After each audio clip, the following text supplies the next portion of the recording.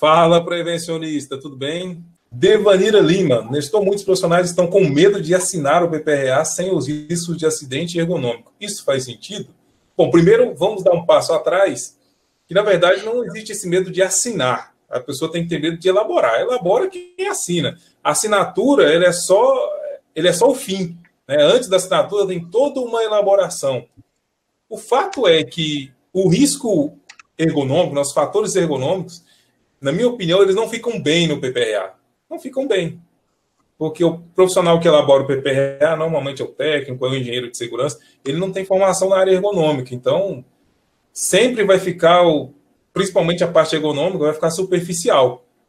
Então, o ideal, no mundo ideal da segurança do trabalho 100% Ultra Mega Power, toda empresa teria o PPRA, laudo de insalubridade, LTCAT e teria também análise ergonômica do trabalho, feito por um ergonomista, um cara que sabe usar as ferramentas ergonômicas. Eu sempre brinco nos meus cursos, né?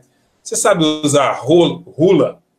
Você sabe usar Reba? Você sabe usar Suzane Rodgers? Você sabe usar o método Okra? Normalmente o pessoal fala, não, então, que você vai querer mexer com fatores ergonômicos. Deixa isso para quem sabe, né? E para piorar ainda mais a nossa condição, na tabela lá dos riscos relacionados a fatores ergonômicos, ainda tem muitos itens lá que estão relacionados com a psicologia. Então, para piorar a situação, uma análise ergonômica agora vai ter que ser feita por um ergonomista e também por um psicólogo, senão vai ser impossível atender aquela bagaça lá. Os riscos psicossociais, psicognitivos, né? Então, você vê, eu até tenho dito aí que tem tanto risco ergonômico lá na tabela 23 do social que nem os próprios ergonomistas usavam, né? Então, está uma amplitude enorme. Realmente, PPRA, para você abordar, né, riscos ergonômicos, é praticamente, da forma adequada, estaria fazendo uma análise ergonômica. Né? Então, você iria lá na empresa apenas para fazer, ficaria dias, às vezes, só para fazer esse levantamento de riscos ergonômicos. Então, em alguns casos, você coloca alguns riscos básicos e menciona no cronograma que deve se elaborar uma análise ergonômica. Agora, eu vejo um problema aí, qual é? As empresas que recebem lá o PPRA, né, que foi feito somente o levantamento de riscos físicos, químicos e biológicos, e aí tem os setores que não têm riscos, como administrativo, por exemplo. Né, teria risco ergonômico, mas no PPRA, né, o profissional que elaborou não mencionou risco ergonômico. Aí o que vai acontecer? No E-Social, no evento S2240, onde se informa os riscos, caso não houver risco, vai se informar lá, tem um código para isso, que é o código para ausência de fator de risco. Só que aí você relaciona um código de ausência de fator de risco para o ambiente administrativo.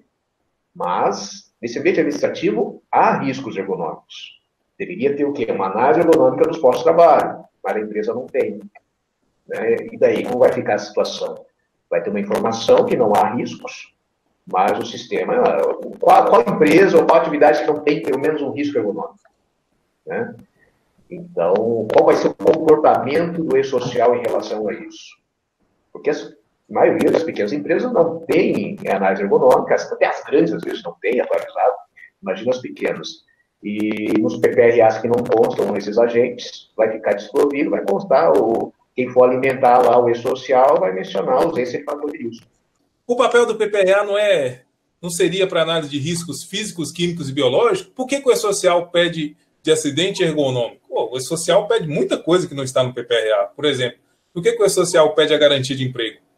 Por que o E-Social pede, por exemplo, certificado? Por que o E-Social pede o cara que ministrou o treinamento? Então, o E-Social vai muito além do PPRA em si. Na verdade, o E-Social ele quer saber os riscos do ambiente de trabalho. O E-Social ele não está preocupado se você vai tirar o risco químico do PPRA, do laudo de salubridade, ele não quer saber. Ele quer que você informe o risco. Agora, você tem que informar o risco corretamente. A tendência é que para a saúde e segurança do trabalho, os riscos do ambiente de trabalho, químico, físico e biológico, estejam no PPRA. É uma tendência, mas não necessariamente estarão. É uma tendência que os fatores ergonômicos estejam na análise ergonômica do trabalho, porque é o ergonomista, ele sabe o que ele faz com a questão ergonômica. É uma tendência. Mas o social só quer saber o seguinte, que você informe os dados. Você informou os dados. Se o auditor fiscal, na hora que ele receber o negócio lá, passar o filtro e receber a informação, se ele ficar em dúvida, ele vai pedir para a empresa se explicar. Ó, mas você informou esse risco aqui, a empresa vai lá e se explica. Mas pouco importa de onde saiu o risco. Ele só quer que você informe o risco. O E-Social não está preocupado com o seu PPRA. Ele está preocupado com o risco que você vai informar. O auditor fiscal pode querer saber de onde você tirou aquilo. No máximo vai ser isso. Perfeito, é isso mesmo. Ou seja, o sistema ele não vai perguntar de onde estão vindo esses dados. Se é do PPRA, se é do laudo, se é da análise ergonômica, né? Não vai perguntar isso. Ele quer os riscos. Né? É bem isso aí.